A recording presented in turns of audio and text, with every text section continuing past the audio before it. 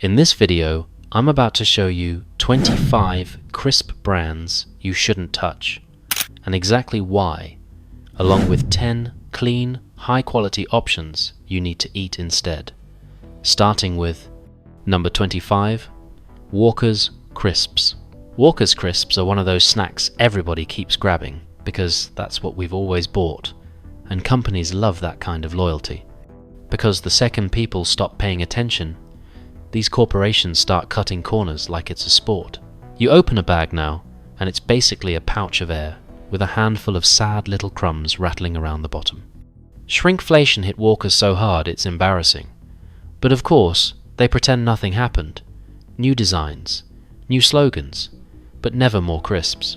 What really gets me is how flimsy these things feel now. That thin, papery crunch isn't nostalgia. It's what happens when a massive company slices potatoes ultra thin to save money on raw ingredients and speed up frying. And the flavor? It doesn't even stick anymore. You get a hit of seasoning for the first second, and then it disappears faster than your paycheck after rent. Meanwhile, the price keeps creeping up like we're too distracted or too polite to complain. Walkers used to feel reliable. Now they feel like one more reminder that big brands will squeeze every penny out of regular people while pretending they're still giving us the same product we grew up with. They're not even close. Number 24. Walker's Max. Walker's Max tries really hard to look like the bigger, bolder upgrade of the tough guy of crisps. But once you actually eat them, the only thing Max about these is the disappointment.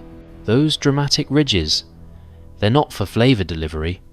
They're there to hide the harsh fry texture from overworked oil that should have been swapped out long before your bag was cooked.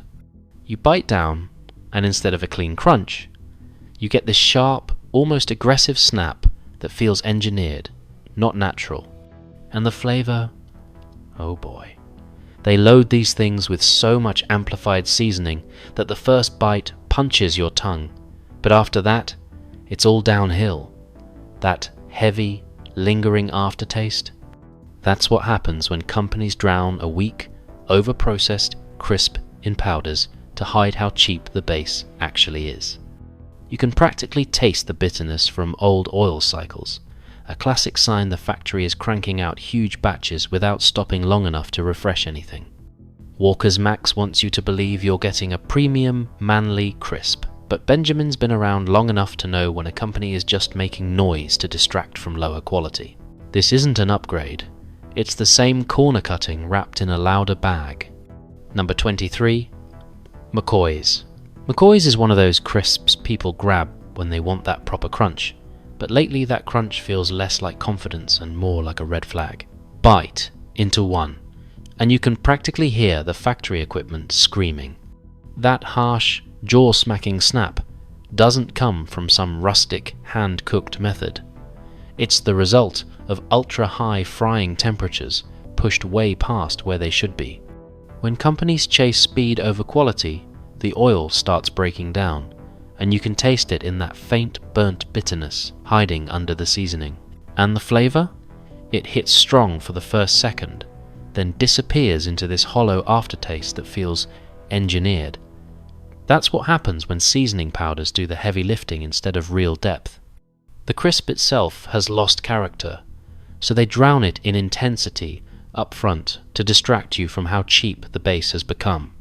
People have complained about scorched batches, greasy finishes, and inconsistent crunch, and it all points to the same story: manufacturing shortcuts. When a product starts feeling tougher, harder, or sharper than it used to, that's not boldness. That's a company squeezing every penny out of a crisp that used to feel honest. Number 22. Kettle Chips. Kettle chips used to feel like the premium crisp, the one you bought when you wanted something better. But open a bag today, and that old charm isn't there anymore. One crisp is razor thin. The next is so thick it could be used as a coaster. That kind of inconsistency happens when a formerly small batch product gets pushed into large-scale production and the fryers start running non-stop. The oiliness is the biggest giveaway. Some batches taste clean, but others feel heavy, greasy, almost sluggish. the exact texture you get when oil cycles are stretched too long. And once a company starts chasing volume, that happens more often than they'll ever admit. There have even been quality control issues with their other regional lines in the past. This particular UK batch wasn't recalled, but when a brand starts expanding quickly, the cracks show up somewhere, usually in texture, seasoning, and burn spots. You can feel it in the odd, bitter patches and the seasoning clumps that stick together instead of spreading evenly. They still sell the hand-cooked, crafted image, but the crisp inside the bag tells a different story. A company trying to look artisanal while quietly adopting the same cost-cutting habits as everyone else. Number 21. Tyrrell's. Tyrrell's has spent years selling the image of a crisp made in some countryside barn by people in aprons. But open a bag today and that illusion disappears fast. The texture feels firmer than it should, almost like the potatoes were forced through the fryer instead of being cooked with any real care. That thick, uneven crunch, the one they call hand-cooked, is usually a sign the slices weren't fully balanced before hitting the oil, something that happens when production speeds outgrow the marketing story. And the oiliness, that's the part they never talk about. Some batches feel clean, others leave a greasy film that clings to your fingers longer than it should. When a brand pushes into bigger supermarkets and higher output, the first thing that suffers is the attention to oil turnover, and no glossy countryside branding can hide that. Even the seasoning feels inconsistent now, bold in one bag, muted in the next, the kind of variation you get when small batch processes get stretched into industrial scale. Tyrrell's still dresses like an artisan crisp, but the product inside the bag is starting to show corporate shortcuts around the edges. Number 20. Proper Corn. Proper Corn's budget salted crisps look harmless, simple, plain, nothing fancy. But the moment you try them in a real snack situation, you notice something off. The salt distribution feels uneven, like some pieces barely got touched, while others taste as if they went for a swim in a salt shaker. That happens when a company tries to cut costs by skipping the finer tumbling processes that keep flavors balanced. Budget lines always show these cracks first. The texture is another giveaway. Some crisps feel unusually thin and fragile, almost brittle, as if the potato base wasn't fully hydrated before frying. That dryness tends to show up when the manufacturing runs are pushed quickly to keep costs low, and the result is a crisp that tastes plain, not because it's simple, but because it's underdeveloped. Even the aroma fades fast after opening something that's been mentioned in customer complaints, from store-brand popcorn and crisp mixes too. There's nothing dangerous here, but you can feel the corners being cut at every stage, and it takes the joy out of what should have been a straightforward, salted crisp. Number 19. Hula hoops. Hula hoops have been in the UK for decades, and that's probably why nobody questions how different they taste now. The crunch used to be light and playful.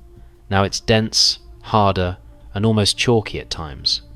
That shift usually comes from tweaks in the potato flour blend, especially when companies quietly swap ingredients to keep profit margins stable. The hoops feel tighter and more compact, which is what happens when dough is extruded at higher pressure to speed up production. The seasoning is barely there anymore. You get a whisper of flavor, then this dry afterbite that sits on your tongue like powdered starch. And if you've ever opened a bag and felt like you were staring into a half-empty room, you're not imagining it. Shrinkflation hit these hard, and the portion sizes keep slipping while the price inches up. People have also pointed out how some bags taste slightly stale, even when they're well within date. Usually a sign that the packaging barrier isn't as protective as it used to be. It's strange how a snack built on nostalgia can feel this distant from what it once was. But that's what happens when a company relies on brand loyalty instead of maintaining quality. Number 18. Skips. Skips used to feel like a fun, light, crisp, something you could eat without thinking. But these days, that airy melt-in-the-mouth texture feels more like a trick than a feature. It's the kind of dissolving crunch you get when a snack is pumped full of gas expansion during manufacturing, creating a puff that collapses the moment it hits your tongue. The flavor hits fast, but disappears instantly, almost like it was sprayed on rather than cooked in. And if you've opened a bag recently, you've probably noticed how unsettlingly empty it feels. Shrinkflation has turned Skips into little more than a colourful packet with a handful of fragile pieces rattling inside. Even worse, some batches taste oddly metallic or stale, something people have pointed out online for years, usually a sign of storage inconsistencies or packaging barriers that aren't doing their job anymore. There's nothing dangerous here, but the magic is gone. Skips feel like a snack that's been stretched thin by cost-cutting, keeping the appearance of childhood nostalgia while quietly losing the quality that made them popular in the first place. Number 17. Monster Munch. Monster Munch still has that playful shape and big flavour people remember, but underneath all that fun branding, the product doesn't feel the same anymore. The texture is denser, crunchier, almost aggressively firm, the kind of hardness you get when corn snacks are extruded at higher pressures to maximize volume in record time. That spongy crispness they used to have has been replaced by something sharper, more synthetic, and the flavor hits loud, but it doesn't hit deep. You get an immediate blast of seasoning, then it turns powdery, leaving a salty afterbite that sticks to your mouth longer than it should. People have complained about inconsistent batches, too, some overly strong, others strangely weak, a telltale sign of rushed seasoning cycles. Even the bag sizes feel smaller every year, while the price inches up as if nobody would notice. Monster Munch still looks like the same light-hearted snack from childhood, but once you actually taste it, you can feel how far it's drifted from those early days. It's nostalgia held together by bright colours and marketing rather than the quality it once had. Number 16. Wotsits. Wotsits are supposed to be light, fluffy, and finger-staining fun, but recently they've started feeling more like a budget version of themselves. The texture is still airy, but there's a strange hollowness to it now, that brittle snap you get when corn puffs are expanded too quickly under high heat. They dissolve fast, but in a way that feels artificial, as if the structure isn't coming from quality ingredients, but from aggressive manufacturing shortcuts. The cheese flavor, once rich and comforting, now tastes sharper and thinner, almost metallic at times, especially in bags that have sat on shelves a little too long. That usually happens when seasonings rely heavily on powdered cheese blends with stabilizers that break down inconsistently. Even the smell when you open the bag has changed. It's louder, saltier, like it's compensating for something missing underneath. And of course, portion sizes keep shrinking. More air, fewer Wotsits, and a higher price. It's the perfect example of a beloved snack being stretched by cost-cutting until only the appearance of the old product remains, not the taste people remember. Number 15. Tesco Crisps. Tesco Crisps are the kind of snack you grab when you think, it's just a cheap bag of crisps, how bad could it be? And that's exactly how companies get away with cutting every corner they can. Open the bag, and the first thing you notice is how light it feels, like half the product evaporated on the way home. Shrinkflation isn't subtle anymore, it's practically printed on the packaging. The crisps themselves have this thin, brittle texture that snaps in a way that feels more manufactured than cooked, the telltale sign of potatoes sliced ultrafine to squeeze more volume out of the same amount of raw ingredients. The flavor hits fast, but dies instantly, leaving behind a faint oily aftertaste that sticks to your tongue longer than it should. That usually happens when oil cycles are stretched just a bit too far in the factory. Nothing dangerous, but definitely noticeable. And some bags taste fresher than others, a sign of inconsistent storage or packaging barriers that don't seal like they used to. Tesco sells value, but lately it feels like they're selling the idea of value. not the product itself. Number 14. Asda Crisps. Asda Crisps always look generous on the shelf. Bright bags, bold flavours, big promises. But once you taste them, you realise the presentation is the only thing that's big anymore. The crisps are often uneven in thickness. Some so thin they practically dissolve. Others thick enough to feel chewy, which usually happens when production speeds outpace proper slicing calibration. The flavouring is loud but shallow, the kind of intensity companies rely on when the base crisp doesn't have much identity left. There have been plenty of customer complaints over the years about overly soft batches or crisps that taste slightly stale right out of a freshly opened bag. That's typically a sign of storage inconsistencies, maybe heat exposure during transport, or packaging film that isn't doing its job. And like most big supermarket brands, Asda has quietly trimmed portions while keeping prices steady, betting customers won't notice a few grams missing. You can feel the cost saving everywhere. Thin potato base, aggressive seasoning, and oil that tastes tired by the end. Asda markets these as everyday snacks, but lately they feel like a reminder that budget-friendly shouldn't mean quality optional. Number 13. Sainsbury's Crisps. Sainsbury's likes to position its crisps as a slightly nicer supermarket option, a little cleaner, a little more refined. But when you actually open a bag, the experience doesn't match the branding. The texture has this odd softness to it, almost like the potatoes weren't fully dried before frying, which leads to crisps that bend before they break. That kind of moisture imbalance usually shows up when factories try to speed up production or tweak oil temperatures to cut energy costs. The flavour is surprisingly flat. It starts promising, then fades into this muted, almost dusty aftertaste that feels unfinished. Some batches even arrive with clumped seasoning stuck in corners, a sign that tumbling times were rushed. And like the other supermarket giants, shrinkflation has crept in here too. Smaller bags, fewer crisps, same price. What bothers people most is how unpredictable the quality feels. One bag seems okay, the next feels tired and underdeveloped. Sainsbury's markets itself as the better middle option, but its crisps tell the same story. Everyone else is telling more corners cut, fewer people noticing until the flavour finally gives it away. Number 12. Morrison's Crisps. Morrison's Crisps look straightforward enough. A simple bag, familiar flavours, but once you actually dig into them, something always feels slightly off. The texture never seems consistent. One crisp feels airy and undercooked. The next is thick and oddly chewy, like the slicer blades weren't calibrated before the batch went through. That inconsistency usually shows up when a company relies on multiple contracted factories, each running its own version of close enough quality control. The flavour can swing wildly too. Sometimes it's sharp and salty, other times muted and stale, especially in multi-packs.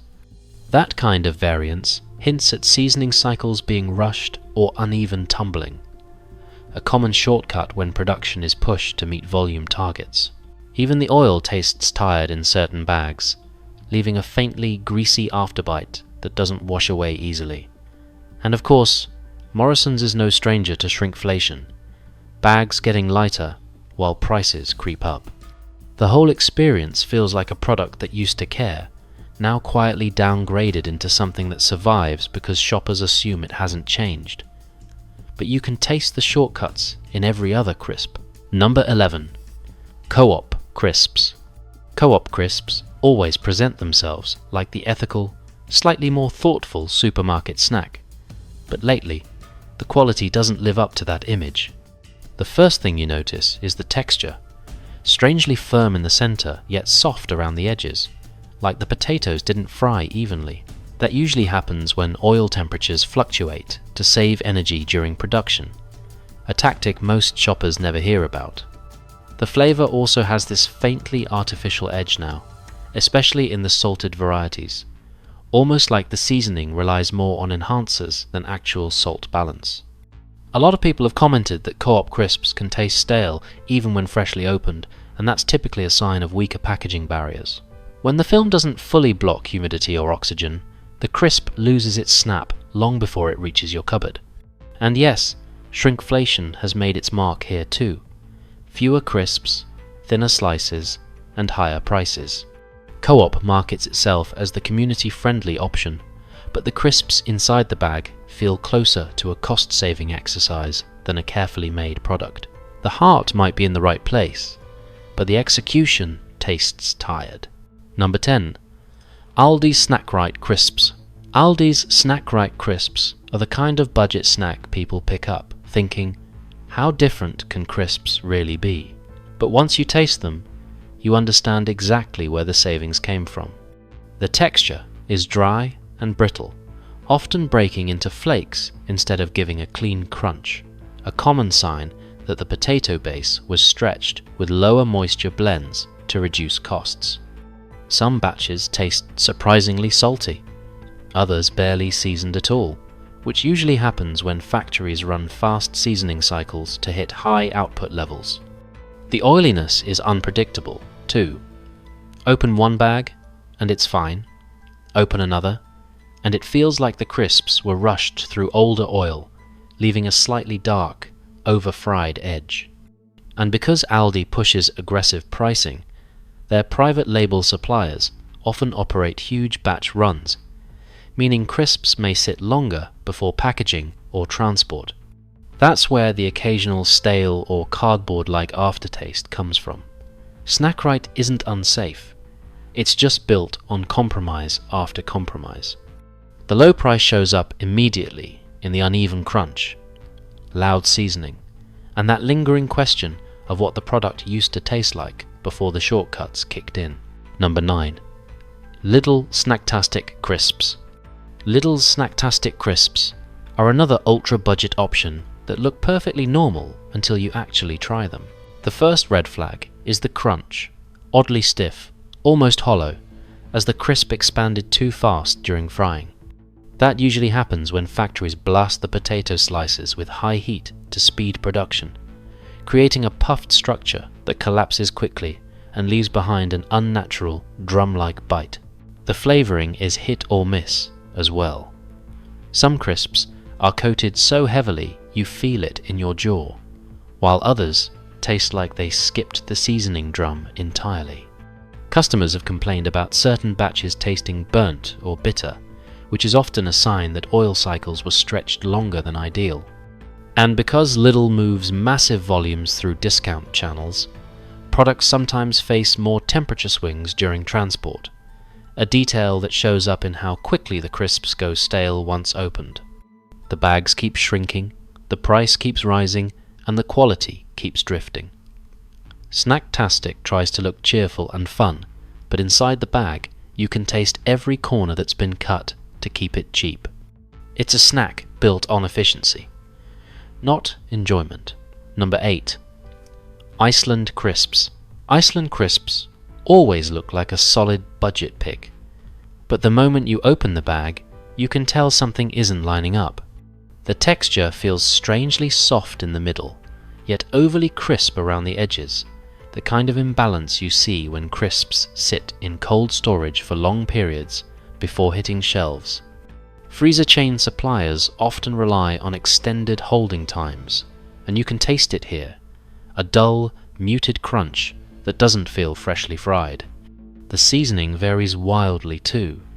Some crisps taste bold, others barely touched, like the drum didn't get enough time to coat the batch properly.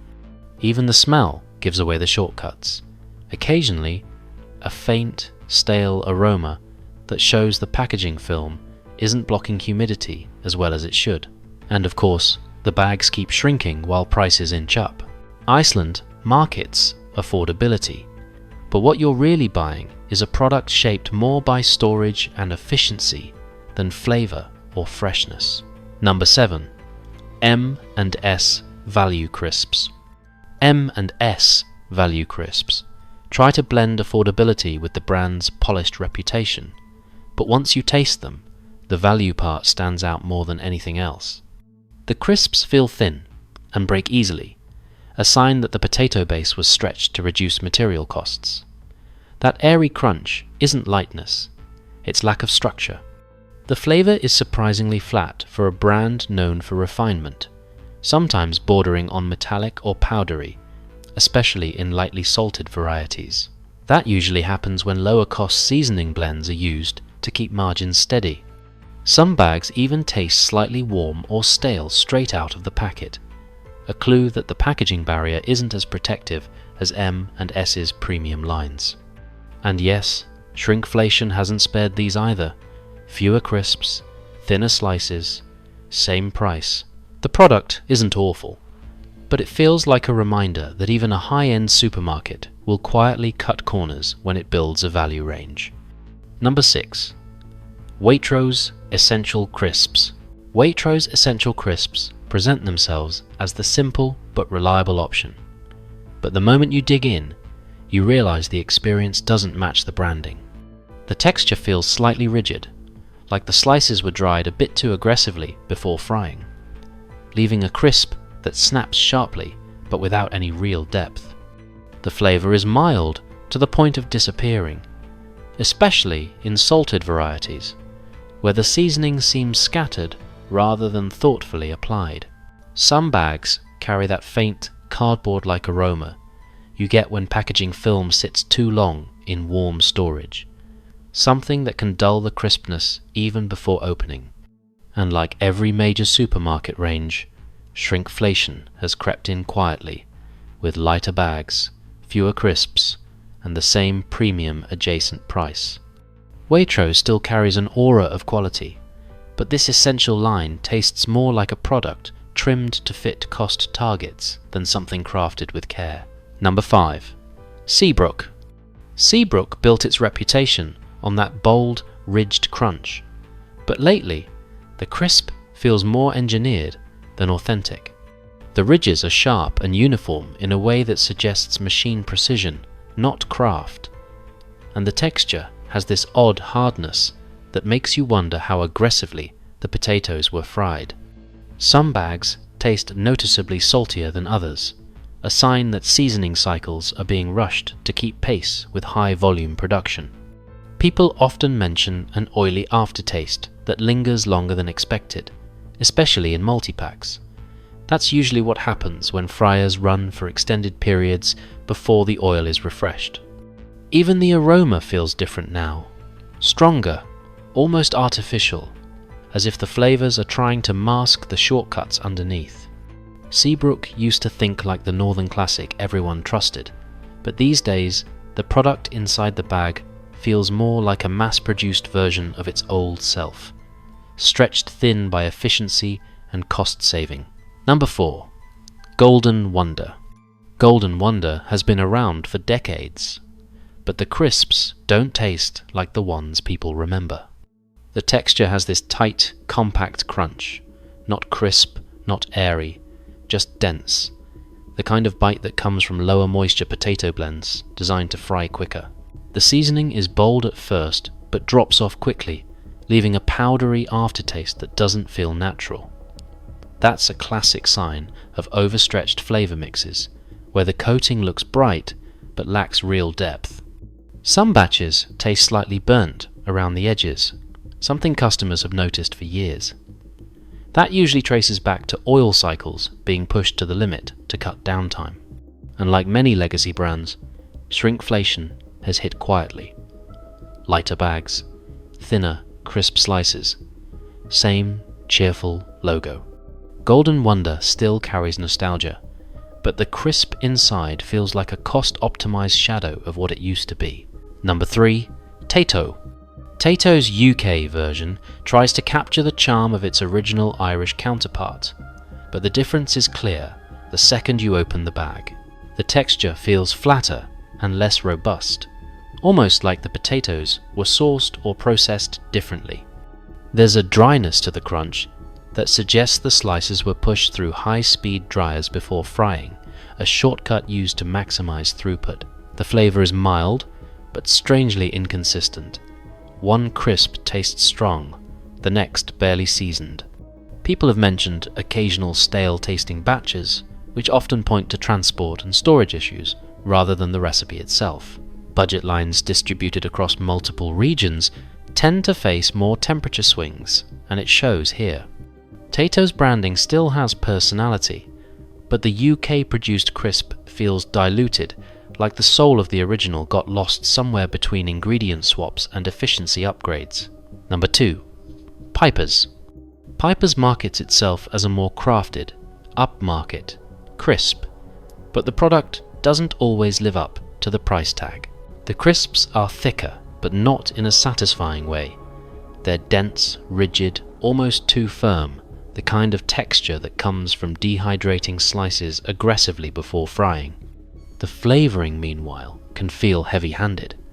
Some varieties hit with intensity up front, but taper off, leaving a savoury afterbite that lingers longer than expected.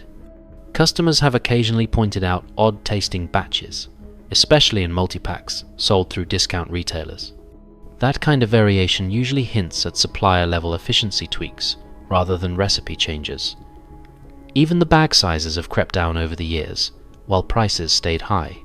Piper's still looks premium on the outside, but the crisp inside increasingly feels shaped by cost-saving strategies hiding behind boutique-style branding. Number 1. Brett's.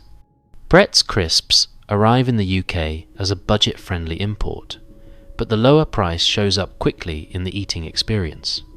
The texture is uneven, some crisps puffed, others flat, a clear sign that the potatoes weren't uniform or that the fry cycle wasn't tightly controlled.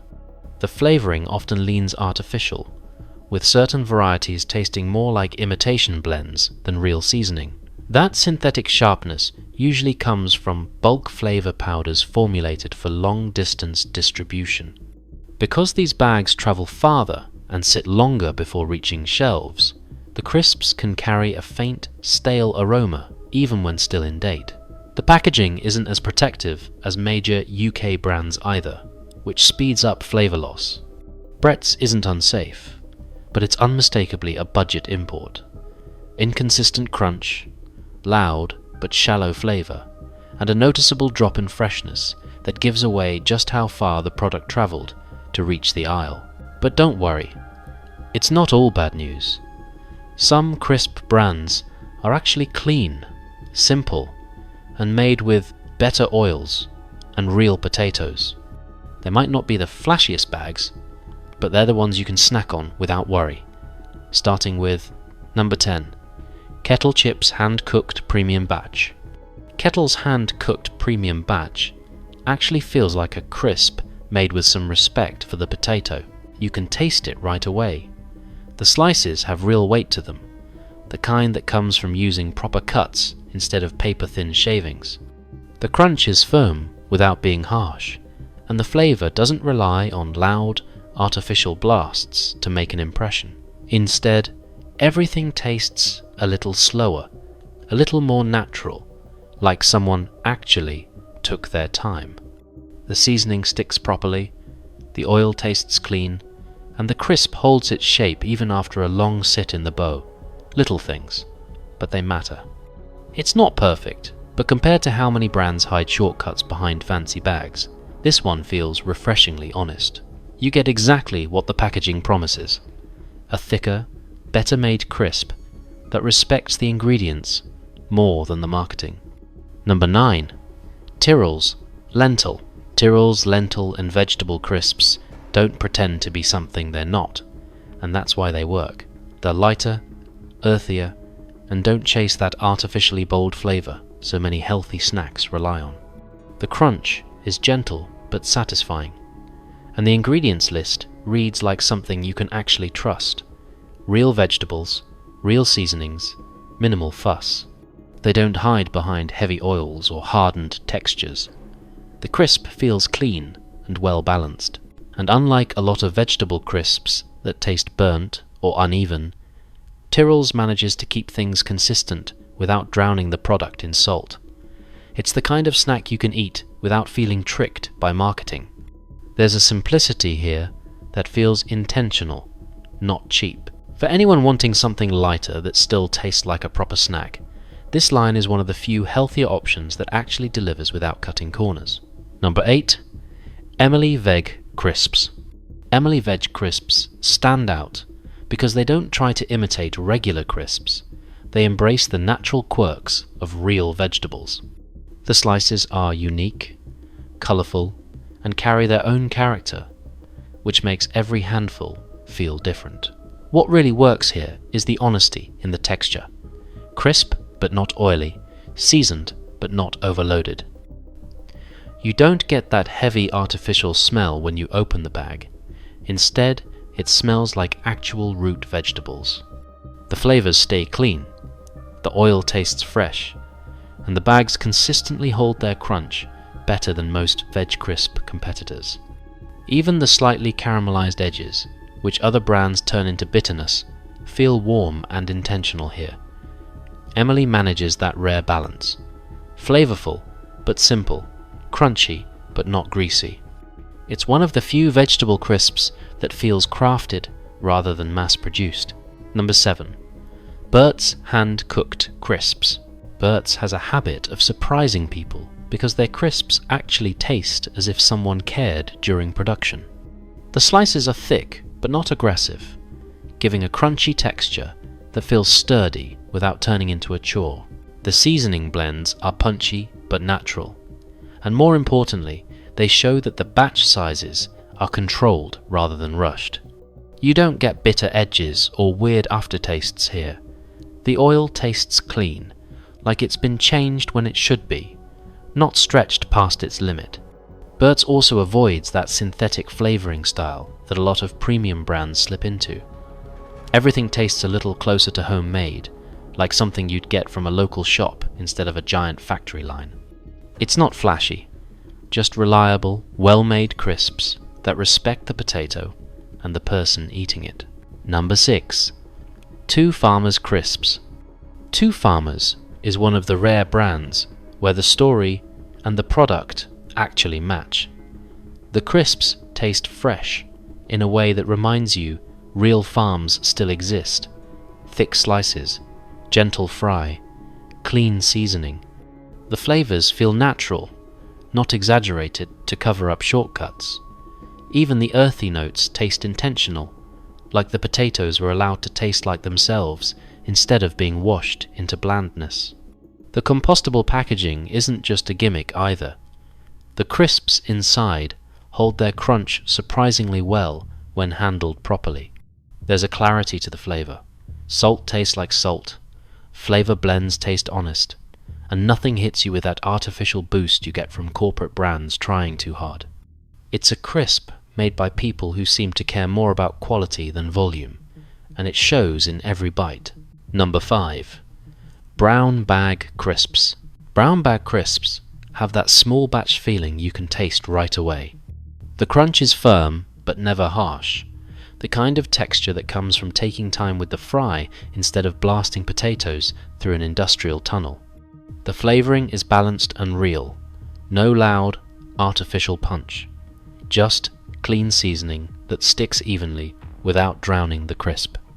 Even the oil tastes fresher than most supermarket options, leaving you with a warm, rounded finish instead of the greasy afterbite people are used to. What makes these stand out is consistency. Bag after bag. The crisps feel thoughtfully made, not rushed. They don't pretend to be something they're not. The simplicity is honest, and you can taste that integrity in every bite. It's the kind of crisp you keep around because you trust the people making it haven't traded quality for volume. Number 4. Real Hand-Cooked Crisps. Real hand-cooked crisps have a boldness that feels deliberate rather than artificial. The slices are thick with a natural curl, showing they weren't flattened into uniformity, and the seasoning hits with character without slipping into overpowering territory. You can tell the oil cycles are handled with care. The crisps taste clean, warm, and never carry that burnt bitterness that cheaper brands struggle to hide. The texture has a proper bite to it, but not the jaw-breaking kind. It feels genuine, like traditional hand-cooked methods done correctly at scale. The flavors hold steady without fading halfway through the bag, and even the aroma when you open it feels real, not chemically boosted. It's a crisp for people who want something hearty but still trustworthy. A snack that respects the potato and doesn't insult the eater with shortcuts. Number 3. Fairfield's Farm Crisps. Fairfield's Farm Crisps stand out because they taste as if they came from an actual farm, not a branding meeting. The potatoes have character. The slices are thick without being oily, and the crunch feels deep and natural. When you bite into them, you can tell the ingredients weren't stripped to the bone before frying.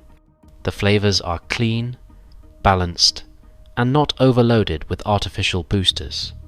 Even the salted variety tastes better because the salt actually highlights the potato instead of covering it. You get a sense of careful handling from start to finish. Proper slicing, proper drying, proper frying. And unlike many farm-style brands that lean heavily on marketing, these crisps actually deliver a homely, grounded eating experience. They feel like the result of people who care about the crop, not just the packaging. Number 2. Made for Drink. Made for Drink isn't trying to compete with big snack brands. It's doing its own thing entirely, and that's what makes it impressive. These crisps taste handcrafted, almost culinary, with flavor profiles that lean closer to pub food than supermarket shelves. You can feel the quality in the texture, firm, slow-cooked slices that hold their structure instead of collapsing into oil. The seasonings are layered rather than loud, designed to enhance the crisp instead of masking flaws. Every flavor feels like someone worked on it intentionally, pairing ingredients that make sense together. Even the oil tastes clean and measured. They're pricier, sure, but the product backs it up. You're paying for quality, not marketing. These crisps show what happens when a snack is treated like food, not filler. Number 1. 10 Acre Crisps. 10 Acre Crisps have a quiet confidence that sets them apart.